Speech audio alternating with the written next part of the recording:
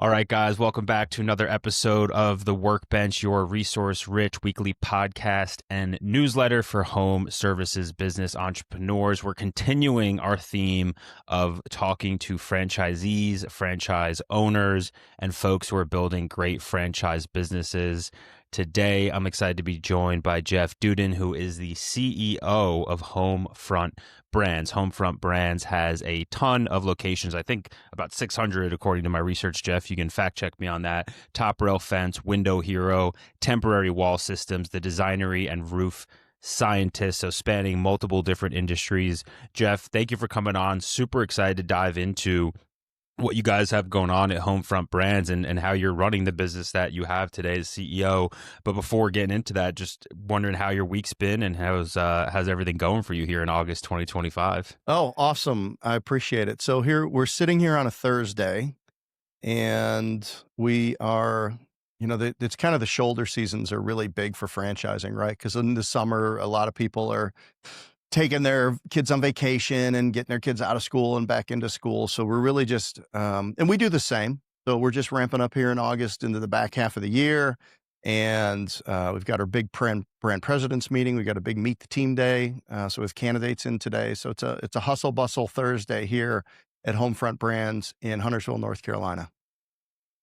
Jeff, I want to understand how you got to a position of being the CEO of a conglomerate that has what seems like close to 600 locations. Before we do, for folks that are listening, may not be super familiar with you with Homefront Brands, can you give us the Jeff Dudan 101 and kind of what your background is and what you were doing leading up to becoming CEO of Homefront? Yeah, 100%. So athlete in high school and then in college, chased a football out to a little school called Appalachian State University. Beautiful school, giant killer, legit program. Yeah, legit football program. We'll reach out and touch you if you're Michigan or schools like that. So we hang our hat on things that happened 15 years ago, but like all men do. So started there. And started entrepreneurial activity, building a painting contractor, doing student housing apartments, and then cut my teeth in the insurance restoration business in 1992 in South Florida, chasing Hurricane Andrew, and then started a business called Advanaclean in 1994 in Central Florida, and built that business as a direct business to a national and international disaster response company. We had offices around the Southeast United States. And then in 2006, 7, and 8, we sold our company stores under the franchise model. And then in 2009, launched our franchise model to the public. And I sold the business January 1st, 2019 to Home Franchise Concepts out of Irvine, California. We had 240 locations in 37 states. So overnight success, I guess you would say, in 24 years and 11 months of hard-earned mistakes, road rash, but too stupid to fail. And I always encourage owners, firemen, we're not policemen, nothing is generally fatal in what we do. So as long as you can stand tall in the pocket and be resilient, as long as you learn, as long as you know who you are, what your values are, and then I believe, make sure you pay attention to what other people need when they do business with you, I think you'll do fine. What position at Appalachian State? Was it quarterback based on the reference there? No, Okay. No. I was I started playing football as a junior in high school, and I was a basketball player, so obviously wide out. And I was tight end maybe. Yeah, and then as I went up through the ranks, through junior college and then Division I football, I got slower, or they got faster, and so I moved closer and closer in towards the ball. So I was recruited as a tight end at App State, but I actually started 7 games my senior year as fullback. Nice. So nice. Offense, kind of a pass catching offensive guy that learned to put my hand in the dirt and, cut a few linebackers here and there. I love it. I'm a huge college football fan, and App State is, it's not maybe Alabama or Georgia, but legit program who's had some, really close games and some good wins over the years. So that's pretty impressive. Yeah, man, we come a knocking. We'll take the game check, and and then if we can reach out and nip you, we'll do it. It's a really good program. And I think too, like the coach there was there for over 25 years, and there were hallmarks of things that he did to be successful that I certainly have incorporated into my career. I mean, just, when you create a culture of winning, a culture of learning, a culture of support, alignment, like those are some hard lessons learned that I think athletes have an advantage of as they move into business careers. And, I wrote a book called Discernment, and the subtitle is The Business Athlete's Regimen for a Great Life Through Better Decisions.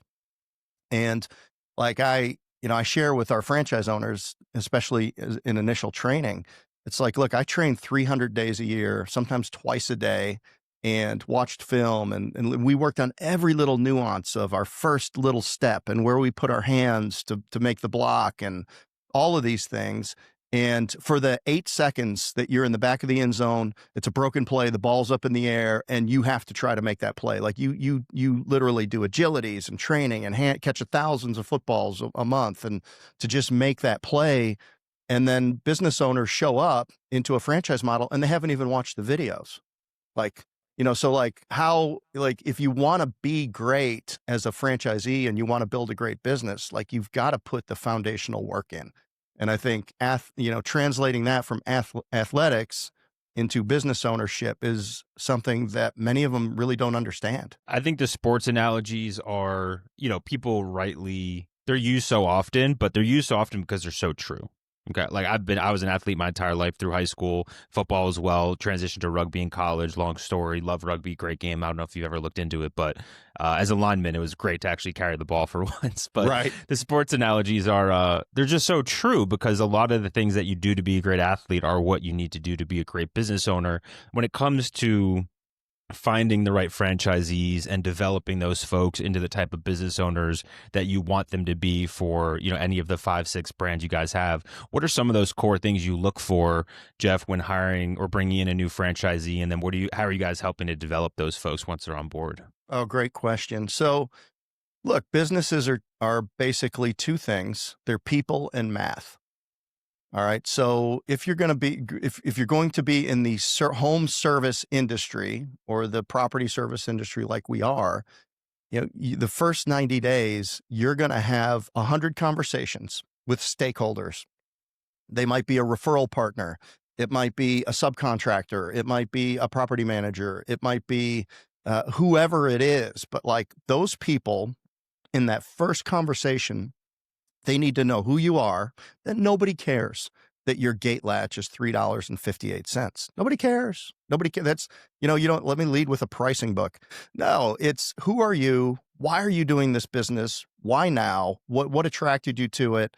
And not if, but when something goes wrong, like how are you going to respond? And, we have a set of core values and we teach our owners as they're doing their 30-second, 3-minute, and 15-minute introduction, depending on the setting, like how do they articulate in a way that's going to get those people to want to have another conversation with them and to associate something positive with the business. So, we have a saying at Homefront Brands that says, start well to go well. And, when have you ever been in a relationship that didn't start well, that ended well? Never, right? Yeah. No. So one of the things that we do is, super high intensity focus at training early on and making sure that the franchise owners are doing all of the right things early. And, one of the things we do is we move revenue activities before they come to initial training.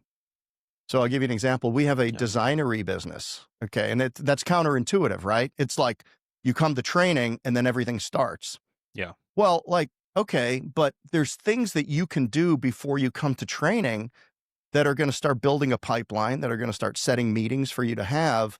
And if you do those, if we work together and collaborate on those activities before initial training, you're walking out the door with appointments, so you're fresh out of training, and then there's going to be no latency from the time that you completed your training to the time that you're actually executing the business model, which means the uptake's going to be better. So like that's something that we do that's unique. I mean, we have a business that requires a showroom to be built, which might take 9 months or 12 months to find a location and build a small showroom. But we've found a way that they can be trading business before their showroom ever opens. And, then we've just found a way to do that. And nearly all of them are doing revenue before they open. So, starting well to go well is something that we do. It's very difficult. And then the people in math, right? So if somebody can do the people piece well, like every business has a dollars per, right? So, if you told me you were a $35 million HVAC contractor, I'd ask you a few questions. I'd say, all right, do you do controls? Do you do commercial? Do you do residential? Do you do new construction? Do you do service? And depending on those answers, I could tell you exactly how many trucks you have on the road, how many technicians you have, what your sales teams looks like, how many you have in dispatch, because every business has an established dollars per person. So it only makes sense that the more people that you can get aligned around your business, the higher revenue potential you're going to have. So again, doing the people piece well and with intention is really important for a franchise owner, because if your leadership lid only allows you to build a 3-person team and then everybody's frustrated with you and you can't give hats away, you micromanage, you do these things, well, then your business is going to be 3 times whatever that number is. So, and then there's the math side, right? Because great leaders or great managers use good managers use words, but great ones use numbers. Mm-hmm. So now it's a matter of, what are the power KPIs in your business? If there's 22 of them or 24 of them, and are you red or green? And nothing's perfect from the beginning, and the business is small, but you should have awareness to the entire game plan, and you should be working to make sure that every KPI is conforming to not to the average, but the ideal at that first revenue level, if that makes sense. So performance coaching franchise owners to hit those numbers and making sure that they're every month or every quarter, they're making sure that their 2 or 3 numbers are turning from red to green. And that way they'll get the outcome that they're looking for in the business. So it's pretty simple in concept, but it's actually very complicated in practice. And so that's kind of how we help franchise owners be successful. And then as far as what they walk in the door with, I mean, there's certainly, if the people piece matters, then, like somebody with a demonstrated history of sales competency is generally somebody that's going to at least have a really good shot out the door, because they're not call reluctant. They're not afraid to have the conversation. They have a hunter mentality. We want lions. We don't want zoo lions, right? That are just going to kind of sit behind the door and wait for something to be thrown at them. We want people that are going out and hunting. And, but it's very difficult to measure somebody's heart, and it's very difficult to measure their intent. So at the end of the day, people with capabilities, people with skills, people that have demonstrated that they've been able to do things, but then also people that want to contribute to the collective and will resolve conflicts in a healthy manner, because business is just full contact and it is just one conflict after another. And people that get hung up around the axle with every little conflict because they've never been in that situation as a business owner, like it trips, like you can't. Like when you're a business owner, you got to protect your heart. I mean, because customers, the public, employees will be unfair with you. And but yet you still have to get on with it. So those are some things. Yeah. Now, when it comes to evaluating folks to come join, one of the franchises that y'all have, is there like a specific kind of test or criteria, or is it kind of case by case? And are the evaluations kind of different? I'm curious how you may shift that across Top Rail Fence versus Window Hero, and just how the franchise development process might change from brand to brand. So just, any insight in the process, because there's probably two categories of people listening. One's like, hey, I'm a franchise exec trying to learn how to better, evaluate folks I bring on board, like some of our customers, and other folks like, hey, I kind of want to maybe buy into a franchise. Like, what do I need to do to show up in a way that's going to make sure that I'm a good fit for the franchise that I want to become a part of? Well, I just want you to show up as you are, not as who you think we want you to be, first of all. Yeah. And look, we do some basic competency testing. I mean, this is a problem with athletes, or this is a problem with people that, they come over from another country and they drop into Miami and now they want to buy a business. Like, you've got to have a basic understanding of how business works. because we can't be entirely remedial. I mean, like we can train you the things, but like you've got to have operated in some sort of a business environment to understand that people make proposals and people buy things and then people account for things. And I mean, like base level. So, I think, we do a very, very base level competency test, like maybe a little Excel, maybe a little of this, maybe a little of that, right? Just some simple little thing just to make sure like they've seen a computer, they can turn it on, they can, they can make a couple things happen, because like you'd be surprised, you can go through the whole process and then you get into training and you don't realize like the base skills aren't there that you would expect a human to have in 2025. Yeah. So like you've got to do some base testing there. And then look, the easiest way, who's Brian Tracy, the easiest way to ride a horse is in the direction it's already going. And if the horse is dead, get off. Okay. So what do I mean by that? Look, if you've spent your entire career looking at spreadsheets on the computer, you've never seen the light of day, and your job is to look at numbers and tell everybody else what to do, or just drop them off somewhere and not do anything with them, then like how likely are you, what is the personal change management exercise that you need to have to be able to be out of your house, get moving, go out to places, talk to people, see somebody at a gas station, tell them what you do, just all these different, go and recruit and hire people. If you're asking somebody, knowing that we know the activities and behaviors and the competencies that we need, if somebody doesn't have those competencies and they have to change 90% of the way they operate, like, does that now become our problem, or has that become their problem? But it's probably a problem. Yeah, that's a tall order. Yeah, I mean, like, so you don't want to set people up for failure. I mean, you want to set people up for success. So, I mean, like, there's, consultants, people that have, I've consulted with billion-dollar companies. Well, okay, that's great, but this is a pretty simple thing. This is a simple business. Here's the activities that need to happen. Well, they're going to default back to, writing you 27-page reports about how to improve the CRM system that you don't own. That's all. Or people are going to fall to whatever they're comfortable with.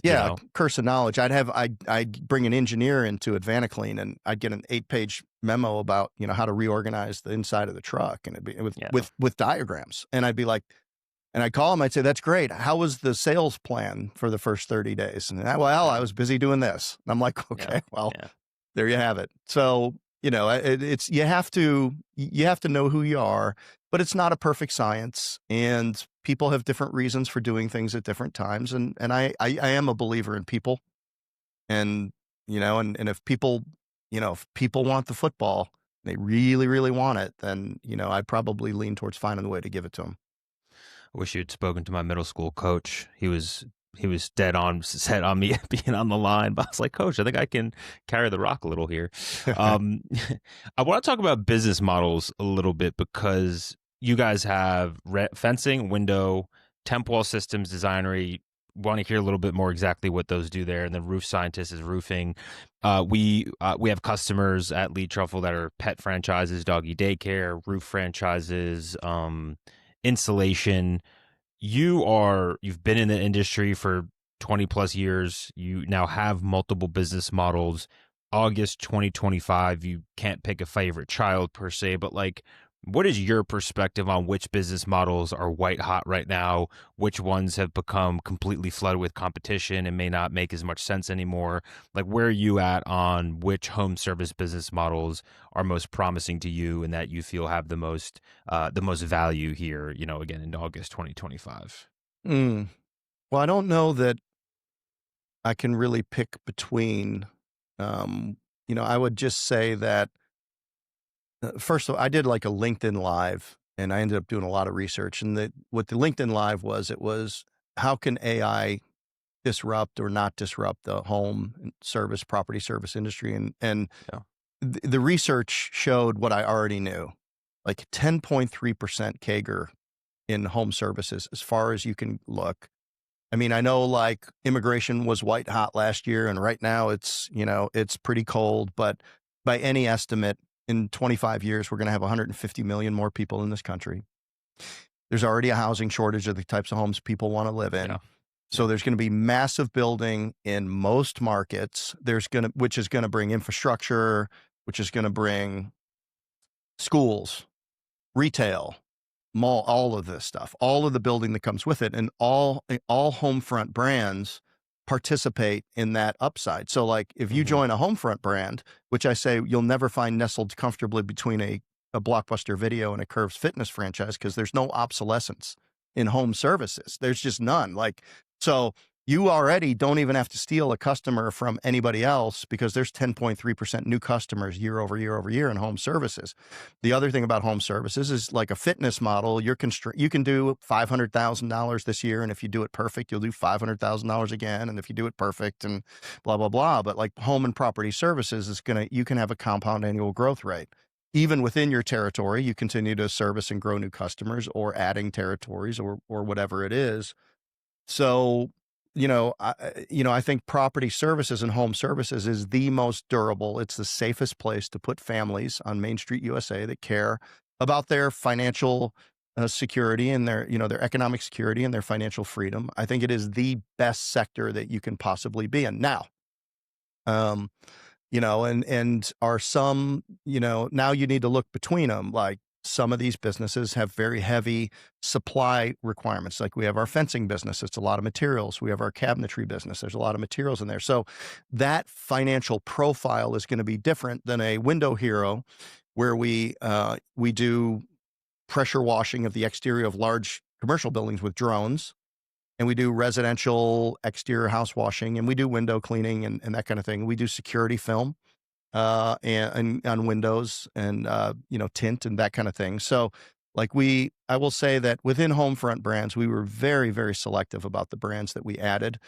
We either wanted to be first to market, which we think we are in a way with our roof scientist business, with our nano ceramic resin system. So that's roof replacement, roof repair. But we have people call it a coating, but it's really not. It's actually a system that gives a long duration of protection of a roof without having to replace it. So it's an application that we do and a process that we do there. Our temporary walls, absolutely first to market, and rentable containment systems. Our top rail fence, fast follower to Superior, did a nice job there. We're kind of in their hip pocket. And then we have competitive advantage with technology in both our Designery and our Window Hero brand. So at the end of the day, you want to get into a blue ocean where it's growing, which is home and property service. You want to find a business that has a competitive advantage in some way, which all of ours do. You want to make sure that you're into a business that's going to be worth building. So you need to look at the ability to create high average unit volume, because you're not going to attract a sophisticated, well-capitalized business owner into businesses that can do small revenues, and they just can't create a job for themselves, right? So we've done an incredible job. I've never seen anything like it, that we've attracted sophisticated, well-capitalized, experienced business people into Homefront brands, and it's one of the strengths of our network. We see a lot of unique, newer home service business types. One that comes to mind is car charger installation. That's something that probably didn't really have a big market maybe 5-10 years ago, but now Teslas and all their EVs, like people need a charger at their house. They don't really know how to install it. They need an electrician to come do that work. Without giving away too many details around plans and what you guys may have for the future at Homefront brands, are there any newer business models that you find really interesting and attractive? Oh yeah. I mean, we get brands in every week that inquire. But I will say, some of the best opportunities may not be as apparent to them as it is to us. So, we're active in several different ways in just kind of being out there in the community. And, we won't have 29 brands like a Neighborly, but we'll probably have 7 or 8 or 9, like a First Service Corporation, something like that. And, make sure that we really focus on the brands that we have, make sure that we manage growth opportunities and consolidation opportunities for our owners. I mean, we aspire, every decision we make is against the premise that we want to have a smaller number of large franchisees. And, and so like making sure that we're creating the conditions and bringing the tools, creating the conditions and taking actions in our legal documents, in the way that we performance coach, in the way that we select franchise owners and make sure that we have good balance sheets across the networks so that, we're setting up the conditions for our owners to win and to grow. Someone that's maybe listening right now that's kind of caught between, there's really three paths, I think, for an ambitious person. There's the go get a job and grow in your career and work your way up the corporate ladder. That's proven. There's plenty of millionaires and probably billionaires who have only ever been a W-2, if you want to say that. But if you join the right company, a tech company, the right financial firm, you can make a ton of money with a lot less risk than entrepreneurship. The other end of the spectrum, you have pure play entrepreneurs, 0 to 1. I want to start something, maybe bootstrap it, get some investment. And then I feel as though in the middle, you have sort of like a franchise where kind of best of both worlds. You do get the playbook, you do get some guidance, but it is your business and you can kind of within bounds run things the way you want. For people that are like, hey, I'm a high agency individual, I have some money in the bank, I'm disenchanted with my corporate career, and they're thinking, let me go start something, particularly like you said, home services is hot, it's growing, let me go start a pressure washing business, let me go start a roofing company, let me go start a business, versus, hey, maybe I can join a franchise and buy in that way. How would you talk to that person around kind of the benefits and detriments of each path and how you might advise them? Yeah, speaking directly to the franchise model, franchising is a model, and it has been proven that is probably one of the greatest wealth creation business models that's ever existed. And whether you look at Jerry Richardson, who was the founder of the Carolina Panthers, he left the NFL because he wanted a little bit more money. He was Johnny Unitas' tight end, and he bought a Hardee's restaurant, and he ended up with 400 Hardee's, and then he ended up getting into real estate and insurance, and then he bought the lead investment in the Carolina Panthers, which is another version of a franchise. Look, there's 829,000 franchise establishments in the United States. Incredible statistic. 1 out of every 8 people, 9 million people in this country that are working work for a franchise system in some way. So you can just look and see it is a business model that is scalable because of the systems and the processes in place. Now, if you're looking to, now franchises very specifically are best, and I am just a zealot about there are universal fundamentals to franchising that should not be broken. And sometimes people get excited and they break these things, and that's when people get hurt. But franchises work best when a product or service needs to be delivered by a human locally, okay? A burger, a paint job, a haircut, right? This is it. This is product or service. So if you're into something like that, now, if you want to build a technology business, you don't need to buy a franchise. Like, you just need to, get on the phone to Pakistan or India and get some AI and, create a business called Lead Truffle and get after it, right? I mean, like, yeah. You go truffle hunting. But my co-founder's in Ohio, just for anyone wondering. Yeah. Well, whatever. But like, so certain business don't lend themselves to be franchised, and sure. Now now that's not mutually exclusive. So franchises create leverage. So you have a faster ramp to revenue. It's a smaller investment, yet you still create equity and ownership inside of that. Now, you've got rules that you've got to follow, but one of my core beliefs is you have to succeed in the opportunity that you're in to win the next opportunity. I mean, Jimmy John's, Jersey Mike's, they wouldn't give you store number 2 until you were successful in store number 1. But you can grow inside of a franchise model, inside of one or more brands, and create very, very powerful businesses. And by the way, private equity has gone into the boxes, and they will buy groups or large franchisees these days. So I there's saw that. Yes, it was like some franchise group sold 600 McDonald's. I'm like, oh, I never realized people could pool capital and buy a bunch of Oh, McDonald's. it's happening in home services now. So Yeah. like you get in for a minimum investment and you bring your talent to it. And all of a sudden you start playing that monopoly game inside that franchise and you acquire and you grow and you build teams and stuff. You're creating recurring revenue, and that's all private equity wants. So there's an opportunity today to create an outcome. And everything we do at Homefront Brands is about our franchise owner's outcome. And I could talk about how we define that, but like you can create that outcome inside of any of these franchise systems and do that. Now, if it's your first business, maybe that's a good way for you to do it while you put your entrepreneur suit on. And then it's now your franchise portfolio is part of now maybe you have a direct business doing something else. Maybe you build an e-commerce business. Maybe you build a technology business. Maybe you get into real estate, and real estate's part of your you own the real estate, but you rent it out to your franchise owner. So, you know, Ray if you Kroc look, style. yeah, if you look at anybody that's built wealth, like they have a intelligent, complementary set of businesses taking advantage of the tax code, right?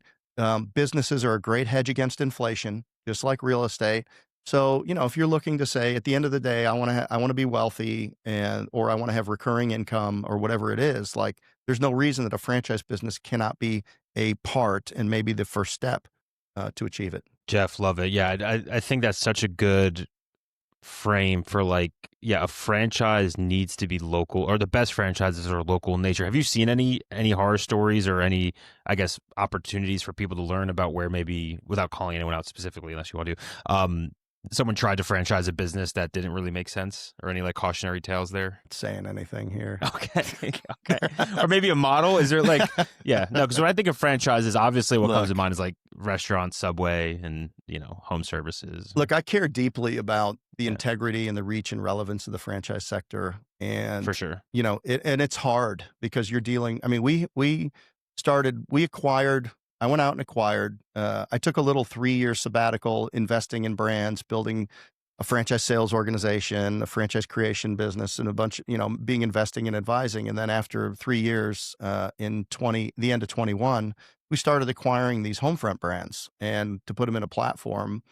And, you know, it's, you know, so we started and we spent all of 22 platforming these brands, hiring qualified presidents that had all built national brands, doing our best to hire marketing people. You know, we had to rebrand them. So we had no domain authority. So standing up new websites, creating all the new marketing materials, like it was like from ground zero. We had about 20 owners in the brands that we acquired. And then in the next 30 months, we put 230 new owners on in these now almost 800 individual territories that we have.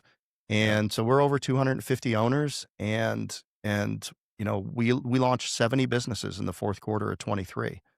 So, you know, without understanding the fundamentals of what we were doing and understanding that like if something was needed, we had to pay for it, even if it didn't make sense. So, you know, people start franchise brands, families start franchise brands. Once they get to a certain size and a certain level of maturity and a certain number of, you know, 10 years in business or whatever, they're solid. They've got their owners. They've got a distribution of top, middle, and bottom performers. You've got systems for managing performance up. You've got systems for helping people get out if they need to, helping the bigger owners win.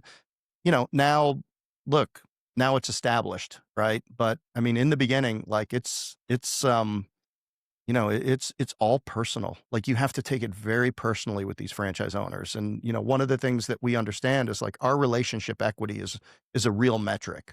Like we have to be in relationship with our franchise owners. And, you know, you talk about outcomes, you know, we want to know that at the end of the day, our franchise owners, whenever, you know, they might build it for 6 or 7 years and sell it and go do something different. They might keep it in their family for decades.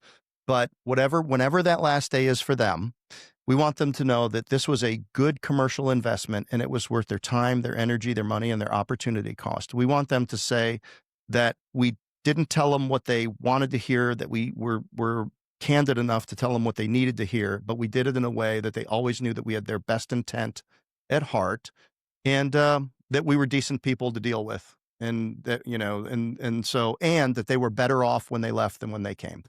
And like, if we can achieve those 4 outcomes with Oh, our franchise owners and make sure that we keep that like in the front, then we're going to be fine. But it's a great business model. And then, from our perspective, we care deeply about 3 things really. And this is another kind of, we care about families on Main Street USA. When a country loses its middle, you get Venezuela, man. You get like collapse, right? So like, businesses owned by families in every little town is what keeps our country strong. It's really the infrastructure of it.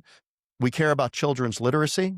So we build reading rooms with Ben and Candy Carson from the Carson Scholars Fund. If you go to my Instagram, Jeff Dudan, you can see me sitting at a little table with kids. About a 4-minute video there of us launching a reading room that we did just earlier this year. We'll do at least 2 a year. Our franchise owners will do them. The Carsons have opened 300 of these in schools across the country, but just filling these safe spaces with books for these kids. And then we care about transitioning U.S. veterans through our partnership with Operation Homefront, which is a charity most people haven't heard of because they don't spend any money advertising it, but they did raise $141 million last year for, transitioning vets or spouses of existing, deployed military people. So those are, so like, you got to know who you are, you got to know what you're working for. And those are the 3 things that we kind of put at the top of, our cause-based stuff. And then we have our cares values. And then it's about competing and being athletes and making money. So it's pretty simple, right? yeah. When you keep everything, try to keep it, it's everything's complicated, but you've got to be able to, to distill it down to things. And for us, it comes right back to people and math. There it is. People and math. Jeff, anything we didn't cover here today that you wanted to get to? It's your show, sir. Okay. I think that's it for us. This has been super insightful, Jeff. For folks that are listening and maybe want to connect with you personally, you mentioned Instagram or where you are at on social, LinkedIn, Twitter, any of that. And then for folks that maybe want to check out franchise opportunities or learn more about Homefront Brands, what's the best place for folks to find you? Yeah. So for anybody who's interested in getting into a business or learning more about Homefront Brands, you just go to homefrontbrands.com. and fill out the form there. You can connect with me on LinkedIn, just Jeff Dudan. That's J-E spelled the normal way, Jeffdudan, or Instagram there would be great. And if you're a company that's interested in learning more about franchising, I recommend a company called Fran Mastery. And, if you're in the home service business in particular, just www.franmastery, all one word, .com. And, you can get in touch with us there. It's just, it's kind of my give back to the franchise industry and, letting people know that are franchising their business, like what standards are, because we care deeply about the reach and relevance of the franchise sector, it being done well, making sure that we maintain our very important place in our economy and the lives of families all across the country. There it is, Jeff. Appreciate you making some time during your busy week to come on. And thank you. Thanks so much for joining us. You got it, brother. It's been a pleasure. Nice to meet you. Yeah, you as well. Thank you. All right.